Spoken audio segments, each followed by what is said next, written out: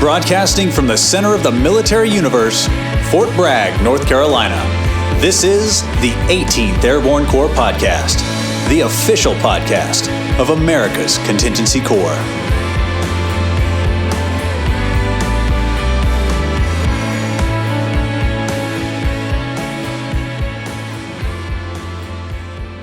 Hey, this is Joe Bacino, host of the 18th Airborne Corps podcast. For this episode, I am talking to Mario Terenas.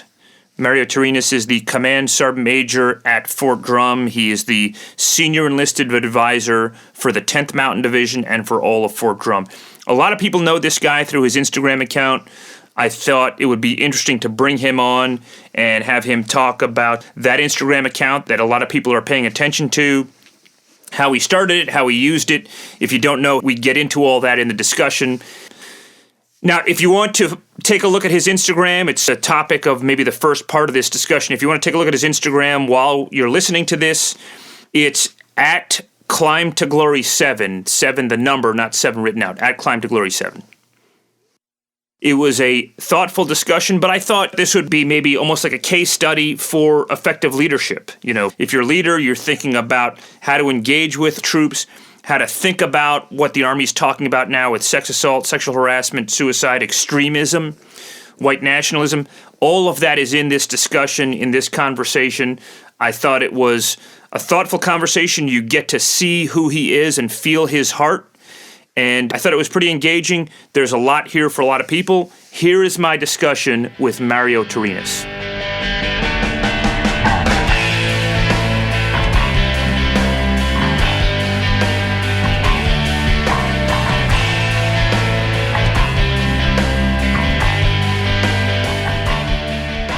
I wanted to talk to you about, Sergeant Major, you and I, as you recall, we met at this bar in Fort Campbell, Kentucky, and talked about some stuff.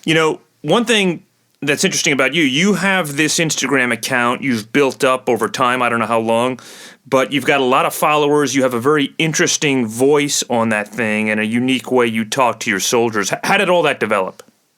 Yes, sir. So prior to coming to the 10th Mountain Division, I was the Cadet Command Sergeant Major. And the interesting thing is that I didn't have really any kind of social media presence, just wasn't the kind of thing I was doing. And when I arrived at Cadet Command, it was actually General Evans, John Evans, the commander of Cadet Command, that said, hey, in order to reach out to the population, specifically at Cadet Command where we have, around 32,000 senior ROTC cadets at any given time spread out all over the country, if not the world, and a couple other places. How do we communicate to these folks? How do we send our message, our marketing, if you want to call it that? So I said, okay, let's do it. And I got myself an Instagram account. And then the other thing, too, is so a lot of folks were in the domain of, Twitter and Facebook and all that. But the age groups that we're following, in that 18 to 26 type population, were all residing in this Instagram place. So we started developing that. I sort of started doing the posts and kind of the regular posts about, messaging what we were doing at Cadet Command and that sort of thing. And it became very popular there. And then the other piece of it, too, was just rather than do this regular stand there, hey, I'm Sergeant Major Terenas, and I want to tell you kind of a non-genuine type post, I said, you know what, I'm just going to be me and do what Sergeant Major Terenas has been doing for the last 30 years and just talk to folks. And that's how it started, really. Got a decent following there, about, the 5,000 to 6,000 followers or so, and it was a large enterprise. But then when I arrived at the 10th Mountain Division, and when you got on around 20,000 folks in the division at any given time, and the majority of those in that age population of about 18 to 26, I said, hey, let's utilize the Instagram to communicate with these folks. And that's how it started. That's really the beginning of it, sir. And it's been a way to reach out to the majority of the population in the division.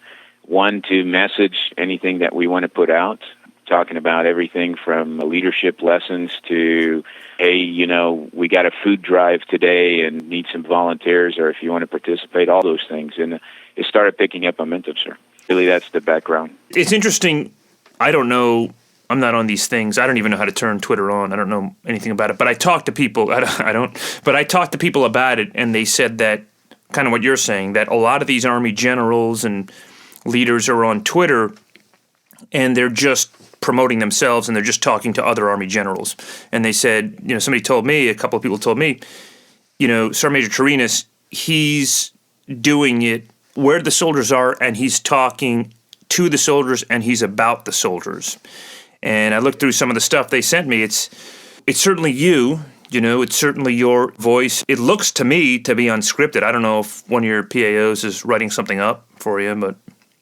No, to tell you the truth, so a couple of things real quick. One, I don't think that folks are on Twitter, and some of the generals and folks that talk about themselves and promote themselves. I think it's a up and out from the organization. So if you wanted to reach some levels above the organization in some of those domains, you got to kind of craft what platform of social media. But for me specifically as a sergeant major, and as I see my job of communicating with soldiers, doing the things that sergeant majors do, good order and discipline and all that stuff, I want to communicate down. And then I have to find the platform, and Instagram being the one that's being used right now where the majority reside in. And that's what I did. And this has been a big lesson for me. So as, again, the background of how this started at Cadet Command, that was kind of a scripted thing. The PAO would come and says, I have this idea, let's film it. And it was edited and all that other stuff. And that's how I started to veer away from that and just say, hey, I just want the soldiers to see me, and know exactly who I am. So honestly, a lot of this is unscripted. It's me running down to the PAO and say, hey, grab your camera. Let's do a quick video. I post it, and there's, no editing almost at all. And it's just a subject that I feel like. And then, like example, yesterday, out doing PT, found a good kid doing some awesome stuff on PT, want to highlight him to the division as to highlight the things that we really want to get after, and just grab him, take a picture, and do the post. And I got to tell you, the other piece of this is that I pretty much do it all. And it is a little bit on the time-consuming part of it, but I pretty much do most of the posts. Sometimes PAO will put some stuff together, kind of get a message out, and they'll help me out. But I answer all the messaging that folks come after me with, and I call them. Sometimes I even say, hey, here's my number, give me a call. Let's talk about whatever either the issue or a good idea is. So I hope that makes sense. It does, yeah. I don't know how to turn on the Instagram thing. I don't know anything about these things. But one of the PAOs screenshot some things. So these are things people are responding to you on Instagram. Soldiers in 10th Mountain Division. That's my Sergeant Major. Yeah. That's one. My Sergeant Major is awesome. This one is, God damn it, why can't my leadership be like you? ? And then you responded with, they aren't mountain tough. Sergeant Major, you pump me up. Actually, wish I could be on orders 10th Mountain Division instead of Leonard Wood, LOL. So, bottom line is like the troops are responding to it. You've got the pulse of the troops. It seems like you do. Are people sending you information? Are you getting like the word on the street privately through? Does Instagram allow for that kind of private chat thing? No, absolutely. So, you got the posts that you can see and responses to posts and all that stuff. And by the way, on those posts, I go way out of my way to look at all the responses, either, click on it that I like it or even respond with it, a genuine response. So a couple of them actually said, is this the PAO or is this Sergeant Major Terenas? And I go back and say, no, man, it's me. I guarantee you it's me. I specifically tell the PAO, I will answer personally all that stuff. So that's critical. And then as far as the pulse, they can message me directly. So there's a way where in Instagram you can come point to point, which it's not a public domain. And they do. So I give you a great one. One of the young sergeants in the division messaged me and said, hey, I do a lot of running and I'm running around post. And now that the snows are melting, I'm seeing a lot of trash. And he's like, I got a great idea where we can put some volunteers together and then use it towards the volunteer medal where you can get, your commander can put hours towards your volunteer time. And so I said, hey, man, here's my number. Can you come up to the office? Give me a call. He texted me. We arranged it. He came up to the office. We talked about it yesterday. And here we are. We're going to start doing this thing and put a program together, assigned a Sergeant Major to help me out develop the way forward. That's the positive side. And then even on the, like any great organization, we always got things that we need to see ourselves, things that we potentially are not seeing.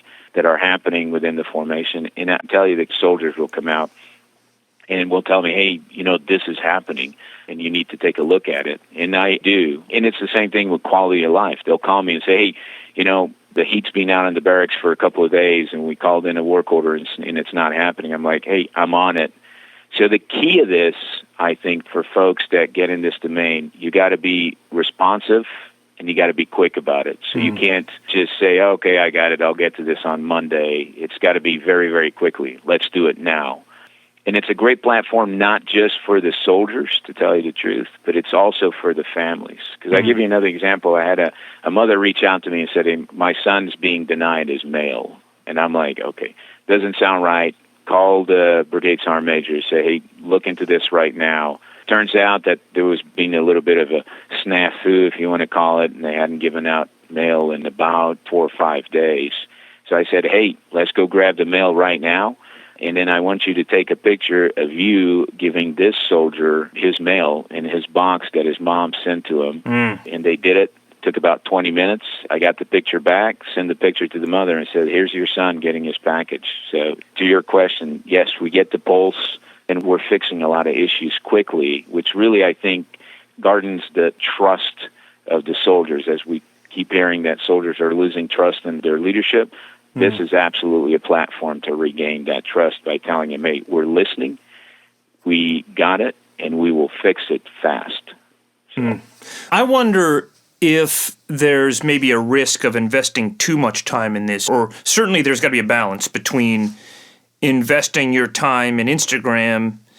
I don't know what percentage of the soldiers on Fort Drum are on that platform. I imagine they all probably, most of them on Fort Drum probably know you're doing this, right? So there's that value. But a lot of them are not on that. So is there a risk, or certainly you have some kind of balance where you invest your time in interpersonal relations and face-to-face communication, and then obviously you're basically advising somebody who's running an enormous organization that's now spread out. Well, I guess they're all back from deployment. So how do you balance your time there? So it's funny, at first when I started this thing, I was a little worried that this was going to be all-consuming, but it's not, and then I have predetermined times during the day.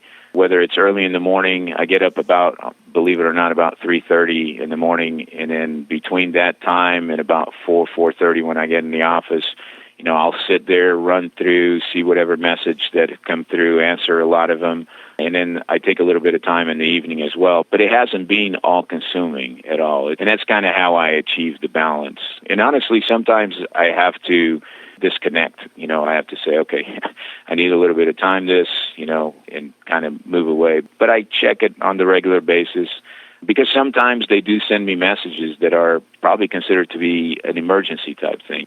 But it hasn't been to a point where, it's all-consuming and I don't have time. So far, because I'm running around close to 11K, and what I found out is even though soldiers don't follow you, they all see your posts. That's right. And they all watch it, which is rather interesting. Yeah, that's what I'm finding is I had no idea about this, but what I'm finding is people know about your account and what you're doing. And so, even if they don't have an account, they get the thing. It's almost like this shoot house thing. I was late to this story. Yeah. I didn't know about this, I think, till I talked to you in Fort Campbell, but this was I don't think it was a big controversy. I don't think it was a big deal. But can you set it up for people who are listening to this who don't know what I'm talking about? There was a video of live fire training on Fort Drum, and then can you explain what happened? Yeah, so I came home. I can't tell you the day of the week it was, and there was a video of a shoot house, which was absolutely and unequivocally not the standard with how we do things, potentially some absolute safety concerns in there, how we're running and maneuvering through the shoot house. And I saw it, and it was picking a lot of momentum of folks saying, hey, look what 10th Mountain's doing. And at the time, I didn't even know, as I looked at the video, I couldn't tell that if it was 10th Mountain or not, other than potentially a patch on one of the soldiers' shoulder.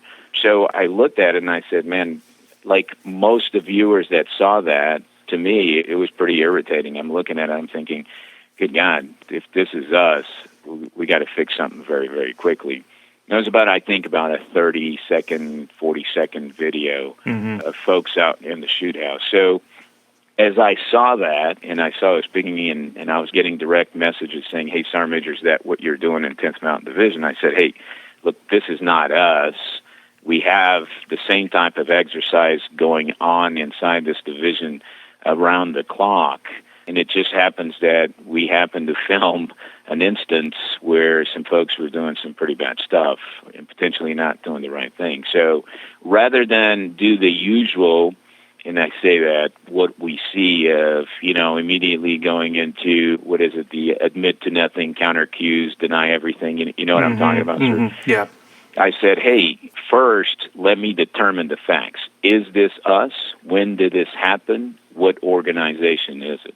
So quickly the next morning when I came in, I said, hey, I need to know who this is. Is it us? And very quickly, through some folks, doing the little forensic work, I found out, yep, it's us. Here's the range. Here's a time frame. Went to the organization and said, yeah, it's us. So then with that, what we talked about before, the genuine and no kidding who I am, I said, hey, this is not the standard. I'm disappointed. So I brought PAO up and said, hey, let's do a video right now because I'm going to tell folks what I'm going to do. And I said, hey, not us. It really, really hurts to see that because that's not what we do here. And we're going to fix it. And believe me, we're fixing it. We investigated it, found out what the failure points are in that specific organization. And we're retraining. And let me tell you, as soon as I get the chance to go back out and do the retraining, and I will personally be with them, we will film the thing and we'll punch it back out and say, hey, I told you I was going to fix it. I fixed it. Because that's probably what we don't do a lot in these platforms is the follow through. Like, hey, here it is. And I told you I was going to fix it, and here it is. Yeah. And when you said it's not us, what you meant is that this is our unit, but this is not representative of the kind of leadership we have here. No, absolutely. So this is not who we are. I guess that's probably, this is not what we do 99.9% of the time. And the folks that are doing this, we're going to correct the situation ASAP. So that's exactly right. So to give you a little bit of a background, prior to this, I had decided, and we're doing this in the division, is a thing that I started where, specifically for the barracks, where I say, hey, I don't want soldiers to sleep in the barracks. I want soldiers to live in the barracks. So tied into this is my squad in the barracks, I said, hey, this is my home initiative, if that makes sense. Yeah. Where, we're highlighting soldiers that are making their rooms in the barracks into their homes. I mean, we do the same to our children. We want them to have the best living conditions. So why don't we do it as leaders for our soldiers? So I started highlighting that. So I did that post, and I got about 20,000 views and quite a lot of responses of saying, hey, this is great.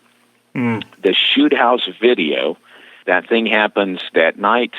I find out what's going on. I respond by midday the next day.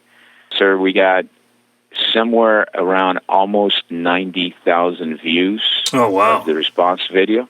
And that was just on Instagram. On Twitter, it went up to the 130,000 plus views. And then I had about 1,000 plus responses to this. I would say about 97 to 98% positive responses, and then even the bad ones. And believe it or not, I answered every one of them.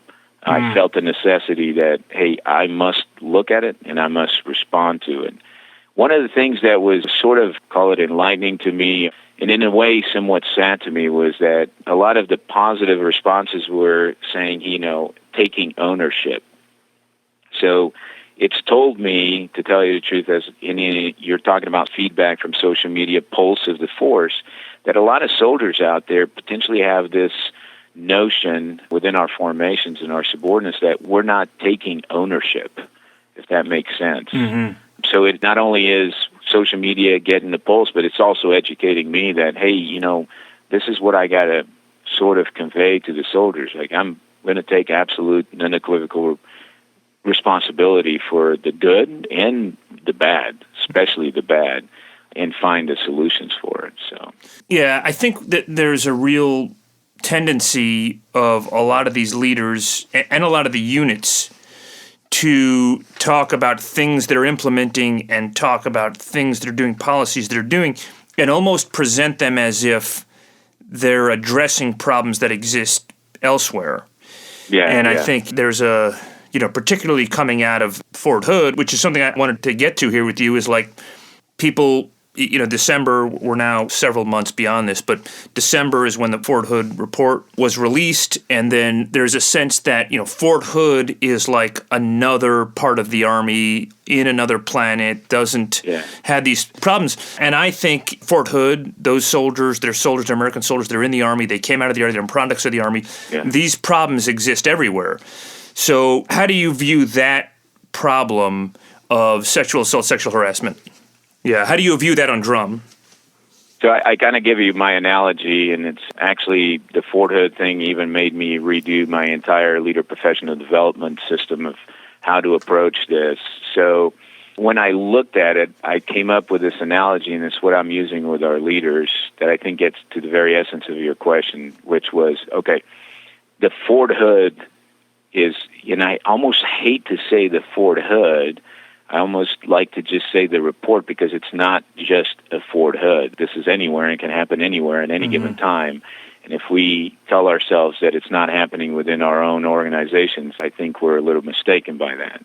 So what I told folks is, every time I go home and leave my house, my wife is just beating me up because I leave the garage door open, So I just forget about it. I go in, I leave. So when I leave in the morning, most of the time, sometimes I leave my garage door open. Sometimes I come at night, I leave the garage door open. So you got to follow me along with this one. So I start thinking to myself, why do I leave the garage door open? Well, I leave the garage door open because when you're in charge of an organization of 19,322 soldiers, to be precise, you become distracted. You're distracted with training. You're distracted with ongoings. We're distracted with the fact that we got folks deployed to Afghanistan. We're distracted with the next JRTC rotation coming up, and just on and on and on and on, right? So I'm thinking about so much of this stuff, I forget the garage door open. And then the other piece of it, too, is most of us, the last thing we do before we go to bed at night is we make sure all the doors are closed, because we want to keep our family safe, right? So the other reason I don't close the garage door sometimes is because I live on post. My neighbor is the commanding general of Fort Drum, so who's going to come in my house?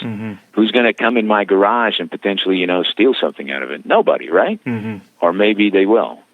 So I think there's a little bit of a false sense of security on my part. So when I take that and we look at the report, it's the same thing. What open door are we leaving in our organizations that is allowing some bad things to happen? And are we having a false sense of security or a false sense of accomplishment inside our own organizations that we think, yep, that's not us? I hope that makes sense, because it's what I'm telling my leaders or my subordinate leaders is like, hey, folks, think of all the doors potentially you're leaving open that is allowing some bad stuff to happen. And are you having this false sense of your organizations by not being able to see yourselves that you're potentially not correcting issues? And you tie that to the social media, you tie that to Instagram. To me, honestly, it is a process of closing some of those doors. It is a process of making sure I'm closing the garage door, because I'm allowing folks to come back to me and say, hey, this stuff's happening and we need your attention. So I hope that makes sense. Yeah, no, it definitely does. Unrelated to the analogy, I think if stuff is missed, just personally, on a personal level, if stuff is missing from your garage, if you find that, in my mind, General Menace is probably the first place I would look. You know what I mean? He's probably stealing your stuff.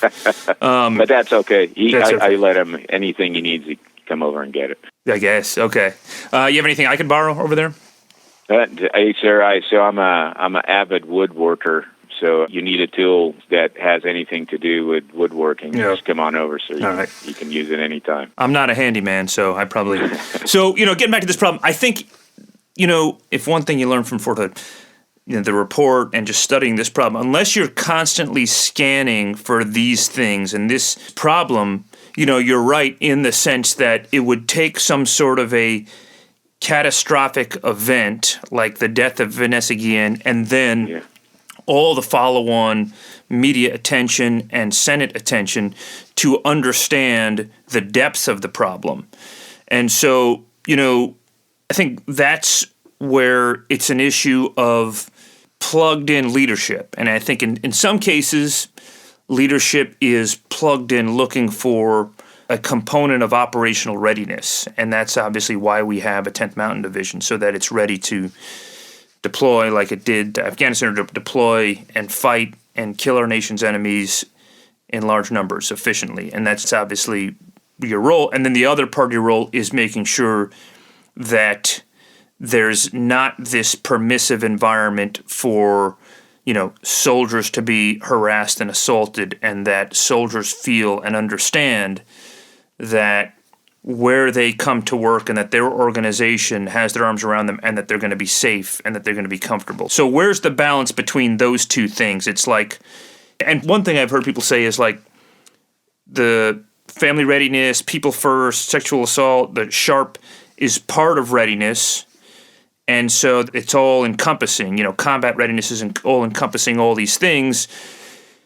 That seems a little impractical in terms of building a training calendar that gets you to readiness. What do you think? No, I think both of them go together, to tell you the truth. And to back a little bit, when you say being plugged in, you absolutely have to plug in, but you also have to have genuine leadership.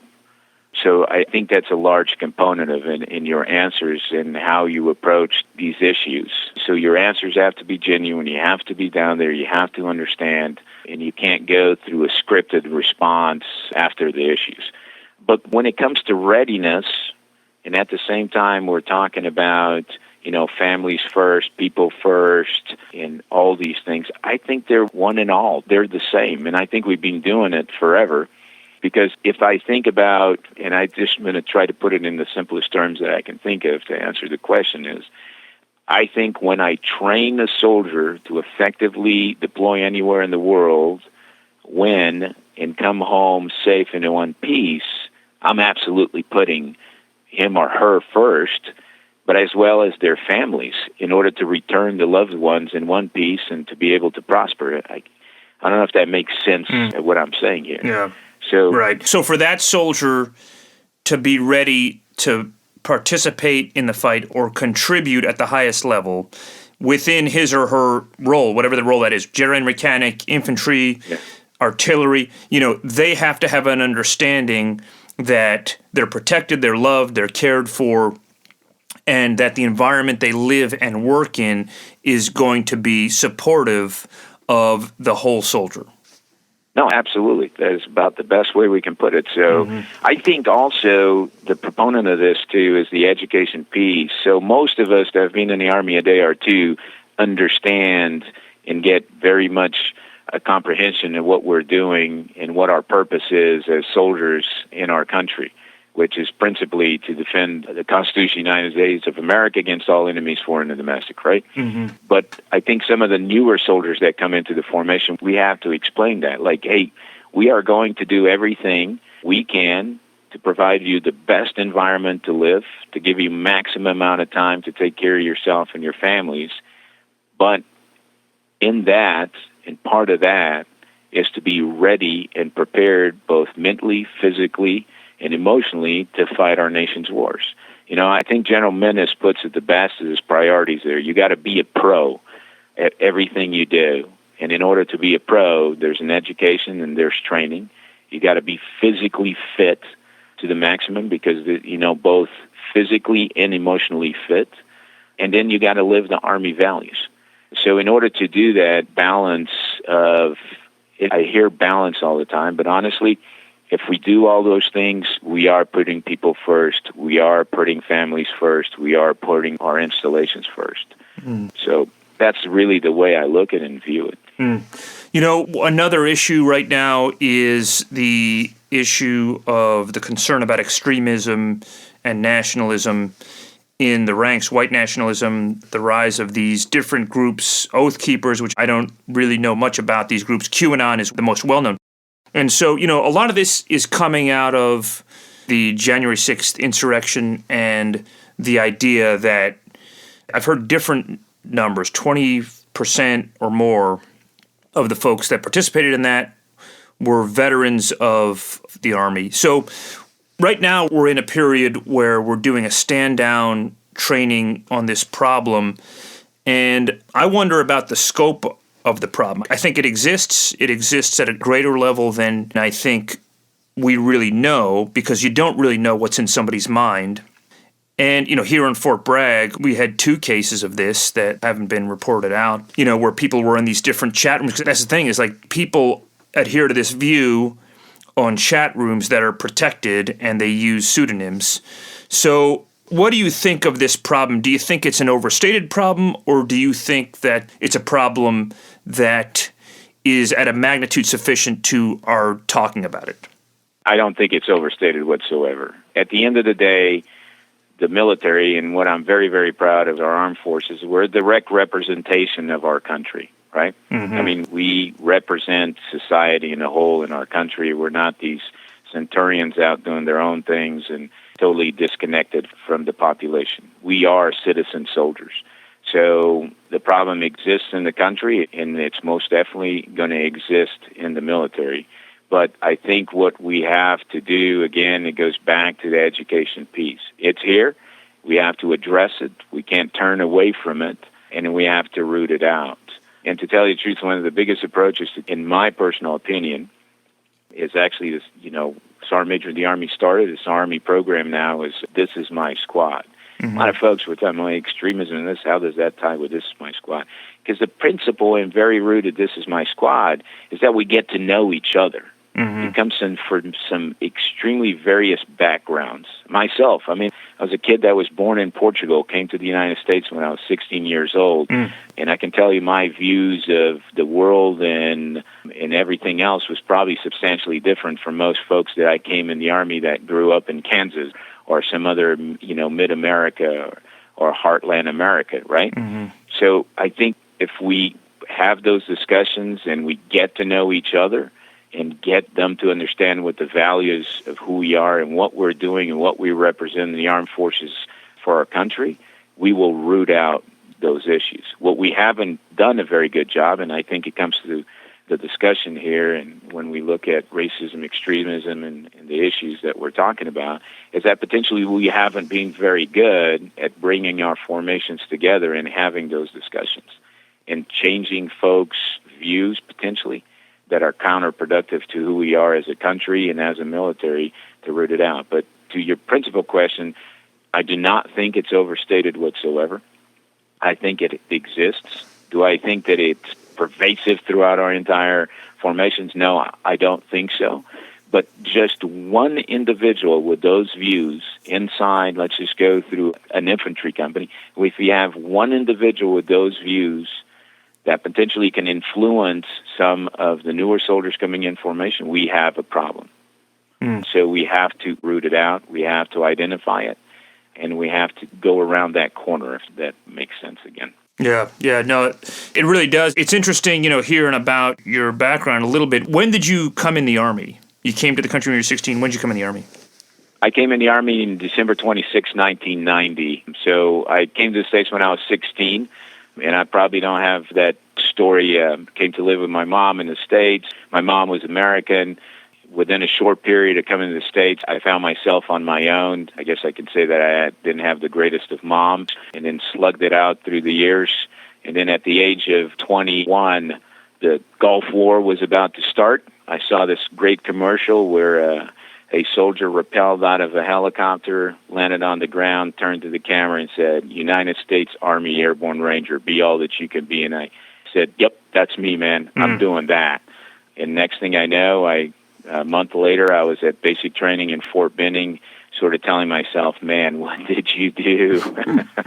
But never looked back. When you saw that video, you were 21. What were you doing at the time? I was living in Florida in a place called Sanibel Island. I worked for a 7-Eleven at night as a clerk in this island. And then during the day, I was actually a police aide. I did traffic control for the Sanibel Island Police Department. I was working some insane hours, ranging around almost 80 hours a week. and really didn't have much of a purpose. I was sort of just, slugging it out and making it out. But I've always wanted to be in the military. Mm-hmm. My father was actually a Portuguese company commander in the Portuguese army during the colonial wars for Portugal. Oh, wow. And I've always idolized that, that I'm going to be a soldier one day. And then the opportunity presented itself. The commercial, our country was about to go to war, and I said, you know what, it's my time, man. Mm. And it was probably the best thing I've ever done with my life because, look at me now, right? Yeah, look at you now. So look at you now. You're talking to Joe Bacino on a podcast. I mean, that's the pinnacle, I think, of success. Highlight of my career. I'm in telling you right now. So you came in as 11 Bravo infantryman. What units were you in? And did you deploy to Desert Storm? No. So the funny thing is I'm in basic training as Desert Storm starts right around the January, time frame. And by the time I get done with basic training in May, the war is over. And they said, you're going to this fantastic place called the Republic of South Korea. And I'm like, all right. And so I went to Korea, spent some time up in the DMZ, started with 1-5 Infantry in Korea, and then moved on to the 1st to 506 up Kurhi on the DMZ, did some time there. And then my career, I've been all over the place. I've actually been very, very, I didn't think so at times, I guess, but I've been very fortunate because I've been able to be in mechanized units, light infantry units. I was in striker units. I was a sergeant major here at 10th Mountain Division as my first post as a sergeant major. I was in artillery battalion, CSM, for about 6-7 months, which is probably one of the best things I've ever done. So I have a very well-rounded, did some airborne time with the Tarantula team at the National Training Center, which is the airborne team there. So just a real all-around career. I've been able to see every facet, specifically infantry-type units, which is, I think at the end of the day has made me a much better leader, much better soldier. And you've got a family here in Fort Drum? Absolutely. So I got my wife, Kelly. We've been married for over 20 years. I got a 19-year-old daughter that I'm extremely proud of as a cadet at West Point. Oh, wow. Her second year. Yeah, I didn't know that. I know, yeah. That's great. So she's doing great. She's killing it. She's in the top 6% of her class, a math major. I don't know where she got that. It had to be from her mother. I mean, definitely not me. Yeah. I always joke, thank God she looks like me. Yeah. But, and then I have a 16-year-old, Sophia, that is also very, very proud of her. She wants to become a nurse in the Army as well. So they both, for whatever reason, never once pressured them or encouraged them to. I told them, you're going to do what you want with your lives. But both of them are very much committed to want to serve in the military. So extremely proud of them, both of them. Well, that's great. Yeah, congratulations on all that and all the success you're having there. I came in the Army in 97. My first duty station was Fort Drum, 3-6 Artillery. Oh, nice. Yeah. Well, so, sir, I was the 3-6 CSM. So, oh, wow. Small world. What year was that? So I was there from the small, short period from 11 to 12. Okay. Oh, wow. That's great. 97 was a different Army, I mean, I'm so proud of the Army in a lot of ways of how we've matured. We couldn't have done the things we're talking about on this show right now in terms of bringing women to combat arms, really addressing sexual harassment. You're talking about, engaging soldiers in the barracks and, embracing soldiers as a family, things like that. We were focused. It was just a different kind of leadership. And I guess maybe it was effective for its time. But, Fort Drum in 97, people were always yelling. You know what I mean? Oh, yeah. First sergeants, sergeant first class, a lot of these guys, just about all of them are retired. A couple of them were still hanging around as CSMs. But, it's just interesting to see the progression of the Army over the years. And that really is the story of the Army since its inception, build up for World War I, then draw down, build up for World War II, and then this arc coming out of Vietnam where the Army understood it had to reform itself to reflect society, and doing that again here. We're coming out of GWAT, Focus and LISCO, and coming out of this, kind of cultural flashpoint with Fort Hood. We've got to address these things, and I just look at what you're doing, what Sergeant Major of the Army is doing. This is a very communicative Sergeant Major of the Army. I don't remember anything like that. And so, talking about these issues, yeah. if I may, Please. Just a real couple of things.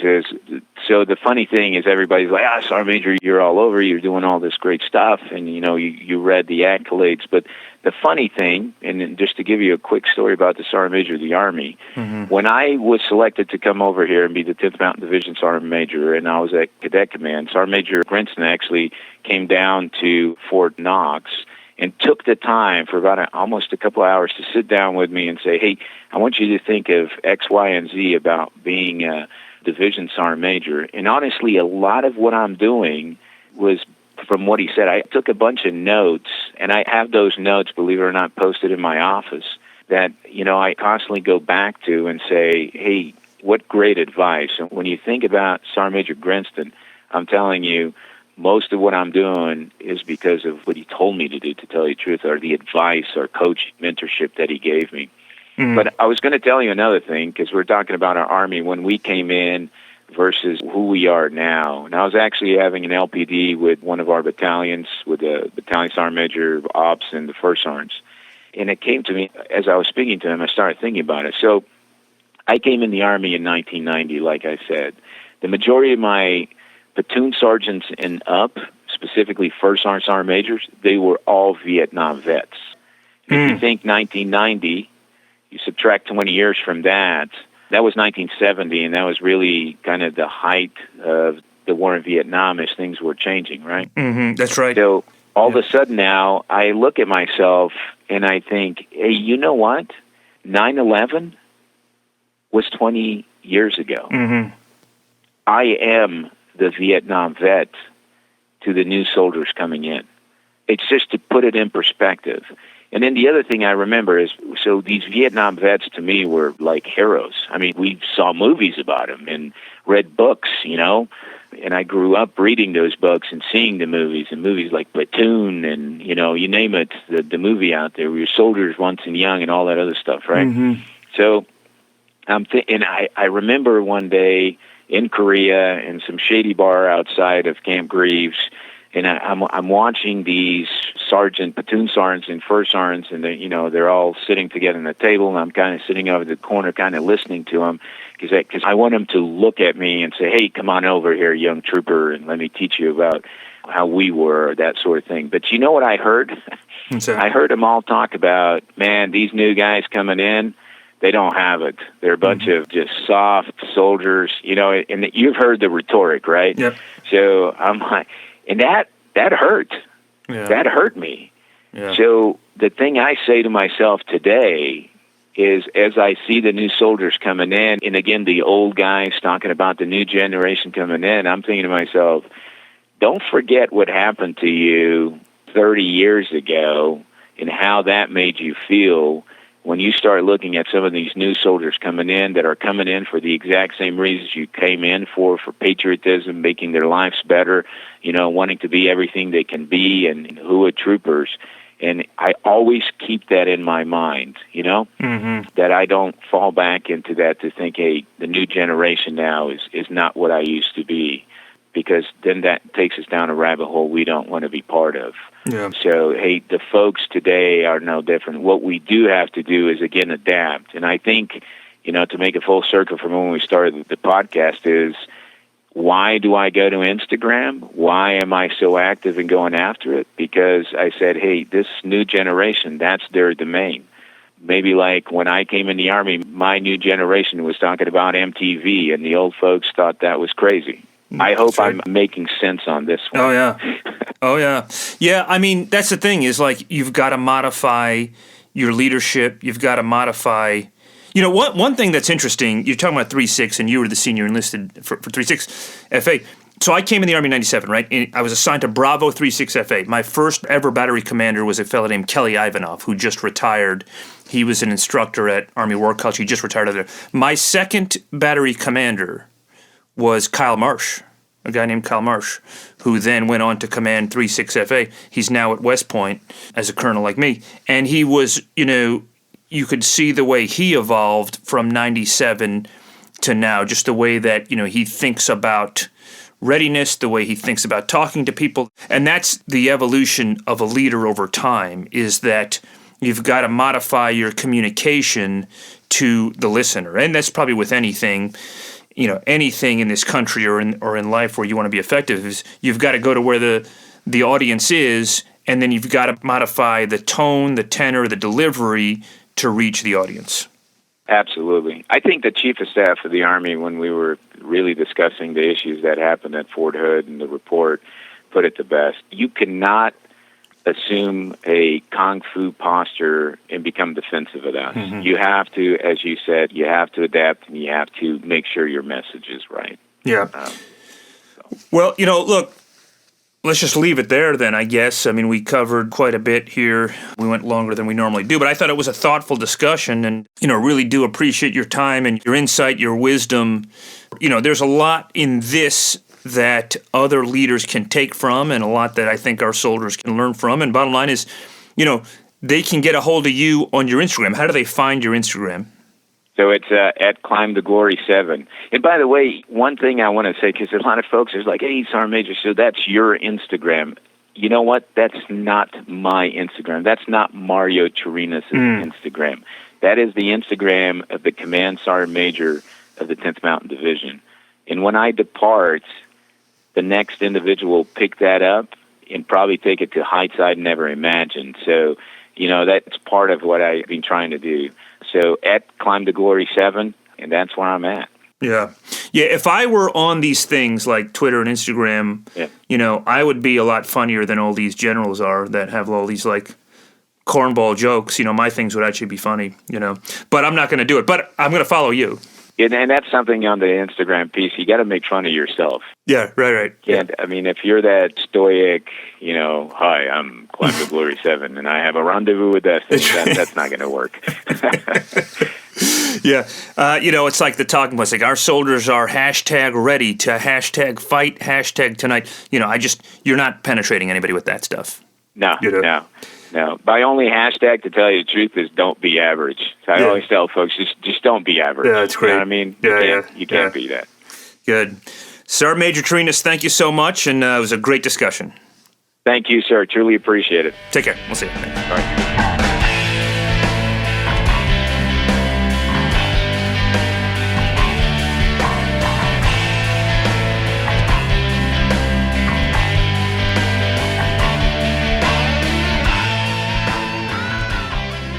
That was Mario Terenas. Whatever you may think of that guy, whether you know him, whether you don't know him, there's a heart in there.